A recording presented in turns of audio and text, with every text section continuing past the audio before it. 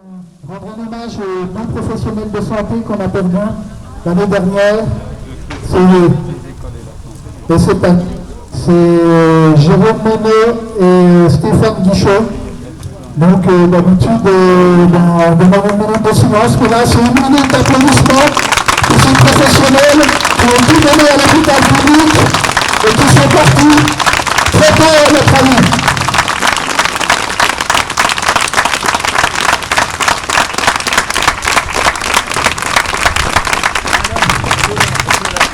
Non.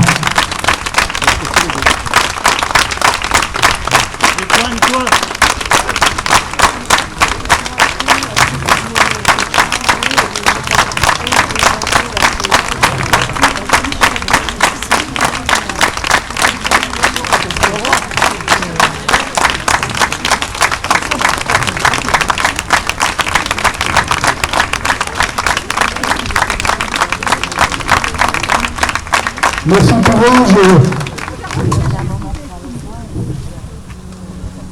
J'espère que vous avez entendu vos applaudissements. Alors effectivement, à la première vague, la population française a applaudi les soignants. À la première vague. Allô.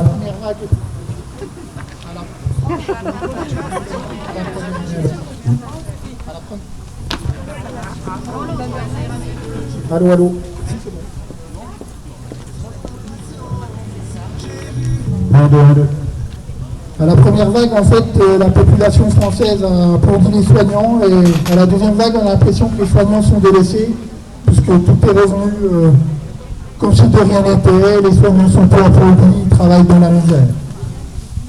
Je voulais rappeler aujourd'hui que c'était une journée de mobilisation nationale auquel la CGT, FSU, Solidaire, UNICEF, UNIF, MNL et les fidèles se sont organisés pour une journée de mobilisation nationale. Au niveau national, pour la CGT, elle demande la création de 400 000 emplois, 100 000 dans le sanitaire et 200 000 dans les EHPAD, avec la revendication d'un soignant par résident, et la création de 100 000 emplois dans le médico-social. Elle demande également la réduction du temps de travail à 32 heures de jour et à 30 heures de nuit. Également de respecter la réglementation du temps de travail journalier. On en parlera tout à l'heure pour nos revendications locales. La CGT demande également de former massivement avec des formations diplômantes et qualifiantes et pas des formations au rabais. Elle demande toujours l'augmentation des salaires et des traitements à raison de 300 € immédiatement pour toutes et tous, et augmentation du point d'indice gelé depuis plus de 10 ans, avec une refonte des grilles et une véritable reconnaissance de nos métiers. Elle demande aussi d'arrêter le management délétère que l'on appelle, et tout le monde entend, le lean management, qui met tous les soignants en burn-out ou en épuisement professionnel. Tout cela pour mieux faire notre travail à l'hôpital, pour préserver notre santé. Alors il faut savoir que la préservation de la santé, c'est une obligation de l'employeur, de préserver la santé des soignants, de réduire la souffrance au travail avec une gestion humaine des ressources et améliorer les liens sociaux. Je voulais revenir sur les oubliés du Ségur de la santé. Alors vous savez que le Ségur de la santé, il y a des négociations qui ont abouti et pas d'autres. Il faut savoir que les soignants ont réussi à obtenir 182 € à partir de décembre, mais ce n'est pas suffisant. Les oubliés du Ségur de la santé, je vais penser à mon collègue qui est dans le médico-social, qui a des enfants handicapés et qui n'ont pas les 182 € et qui le méritent. Donc beaucoup d'établissements du médico-social sont en grève aujourd'hui, comme à étape, et les semaines précédentes, et on espère de tout cœur qu'ils aient comme nous 182 € déjà. C'est qui le directeur à étape? Il doit être pas loin. Et également, les oubliés du Ségur de la santé, c'est nos sages-femmes, puisque nos sages-femmes ont eu également 182 € alors que les sages-femmes, ce n'est pas des soignants, ce n'est pas des médecins non plus, mais on les a considérés comme des soignants, donc on leur donne 182 €. Je pense que c'est un citage de vol, les 182 € pour les sages-femmes. Elles sont un peu comme tout le monde dans tout cet hôpital, du glissement de tâches, du flux tendu, de la polyvalence. Voilà où c'est qu'on en est. Et on n'est pas rémunéré. Le Ségur de la santé n'empêche pas les personnels de quitter notre hôpital par des disponibilités. Les personnels soignants fuient l'hôpital, ils demandent des dispos, ou démissionnent directement, ne vont plus appartenir à la fonction publique hospitalière, ils sont tous dégoûtés. Au niveau des revendications locales, je vous ai distribué un tract jaune. Mes collègues de la CNDP en ont parlé. Au niveau de la prime de service, nous, on a eu des cas concrets. Une infirmière est venue me voir, elle m'a dit j'ai été arrêtée 11 jours parce que j'ai contracté le Covid dans mon service, parce que ma collègue a eu le Covid. Je ne l'ai pas attrapé à la maison parce que mon mari n'a jamais eu le Covid. Et pour ces 11 jours d'arrêt, je n'ai pas voulu m'arrêter plus longtemps pour mes collègues. On m'a retiré 1 200 € sur ma prime de service cette année. Donc ça fait cher. 11 jours d'arrêt, 1 200 €. Certains soignants nous ont dit sur une troisième vague et qu'on a le Covid, on vient travailler. Si on a la possibilité de travailler, on viendra travailler pour éviter cette perte d'argent. Et on trouve que c'est inadmissible. Au niveau du paiement des heures supplémentaires au Covid, un décret existe qui dit que jusqu'au 31 décembre, les heures supplémentaires Covid effectuées sont payées à 80%. Sauf que le décret s'arrête au 31 décembre, comme si le Covid s'est arrêté le 31 décembre. Donc pour l'instant, la direction ne paye pas les heures à 80%, on attend du décret, on espère que le décret va arriver tellement vite. Mais si le décret arrive aussi vite que les masques, que les tests, que les vaccins, on n'est pas prêt d'avoir ce décret.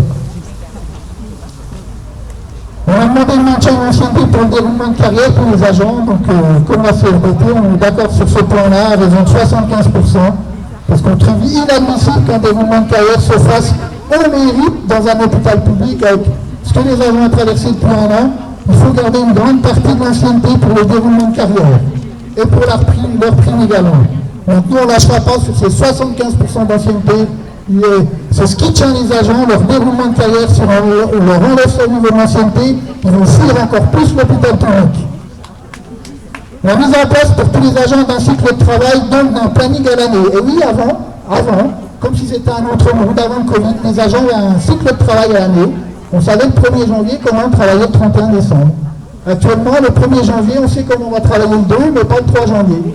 C'est pas possible pour la vie professionnelle et la vie personnelle. C'est plus possible à l'hôpital public. Et pourtant, c'est un droit. Tout agent qui travaille à l'hôpital public doit avoir un cycle de travail. Et on en a pas. Alors, le Covid abandonne, et nous, on demande que les cycles de travail reviennent dans cet établissement pour que chaque agent puisse savoir comment il travaille la semaine prochaine, le mois prochain, dans 2 mois, dans 3 mois, dans 6 mois. Moi, je sais pas. Alors, monsieur le directeur est favorable qu'on revienne là-dessus, mais c'est notre statut, hein, c'est un droit. Donc il est favorable qu'on revienne sur notre droit qu'on a perdu. Je pense que sur les lunettes, ça va aller quand même. Par rapport à la stagérisation, nous, la CGT, on demande une stagérisation massive de contractuels. Il faut savoir qu'au CHF de Saint-Denis, ils ont stagérisé l'année dernière 40 contractuels. On a réussi à arracher autour de la table de négociation 4 stagérisations supplémentaires. Donc il va y avoir 18 stagérisations en 2021. Pour nous, c'est très insuffisant et surtout, il va falloir faire le choix. Pour les agents, on a 41 contractuels qui ont plus de 5 ans d'ancienneté et il y a 18 places. Donc on va aller au table de négociation, il faut que, comme Saint-Denis, il faut qu'il y ait 44 contractuels, les plus anciens qui sont là depuis plus de 5 ans, qu'on stagérise. Et pour retour à la prime de service en janvier 2022, une fois, ben là c'est un nom catégorique du directeur pour des raisons budgétaires. Alors on ne peut pas payer une prime une fois, mais par contre on peut construire un bâtiment de chirurgie ambulatoire à plus de 10 millions d'euros. Donc je ne comprends pas trop, je pense que les lignes budgétaires ne sont pas au même endroit. Donc voilà pour les revendications locales, donc on va continuer à les négocier. Je vais parler de la très grande fatigue du personnel psychique et physique, particulièrement ceux qui travaillent dans les services Covid, où le nombre de décès, donc dans tout l'hôpital, a quasi doublé entre janvier 2021 et par rapport à janvier 2020 dans l'hôpital. Il y a une fatigue aussi des organisations de travail qui ne cessent d'être modifiées souvent au jour le jour. Une fatigue pour des arrêts de travail maladie des collègues du Covid qui ont doublé entre la première vague et la deuxième vague. On a eu 2 fois plus d'agents qui ont contracté le Covid. À l'heure actuelle, on a eu 160 agents qui ont contracté le Covid. Plus de 160. Plus de 160 agents. Donc qui sont en arrêt, ou bien qui sont en arrêt pour épuisement professionnel, bien sûr qu'il faut remplacer. Fatigue d'avoir traversé pour le personnel de l'hôpital 2 pandémies et qu'il faut déjà se préparer à une future 3e vague sans précédent et sans moyens supplémentaires. Ça a bien été rappelé, on n'aura pas de moyens supplémentaires. Fatigue d'une pandémie qui dure et qui ne va pas s'arrêter de sitôt. Pas de masque à la première vague, ensuite pas de test à la deuxième vague, pas de vaccin aujourd'hui. Qu'est-ce qui va nous arriver à la 3e vague? Il y a une pénurie de vaccins qui touche même le personnel dans cet établissement, puisque 50 professionnels de santé sont en attente de se faire vacciner. Alors je pense qu'ils ne vont pas pouvoir se faire vacciner avant le mois de mars, mais ils vont devoir prendre en charge les patients, peut-être leur donner le Covid parce qu'ils ne sont pas vaccinés. Donc ça, on trouve intolérable que les professionnels de santé ne puissent pas être vaccinés dans la totalité.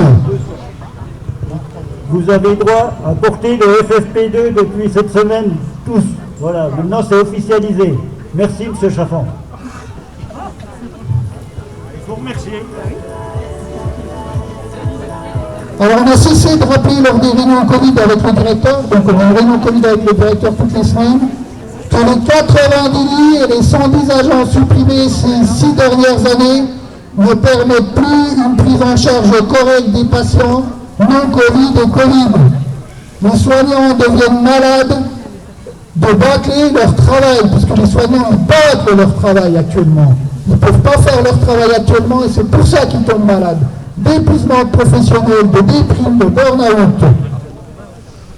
Cela n'empêche pas la direction de continuer le projet de construction d'un bloc et d'une aile de chirurgie ambulatoire de 10 millions d'euros minimum. Donc il y a 2 ans, on l'a servi à 10 millions d'euros. Je pense que d'ici que ça soit construit, on espère que ça ne sera jamais construit. Je pense que ça sera 12, 14 ou 16 millions d'euros.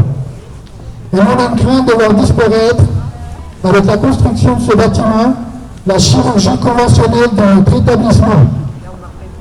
Il est urgent de mettre des moyens financiers pour l'hôpital public.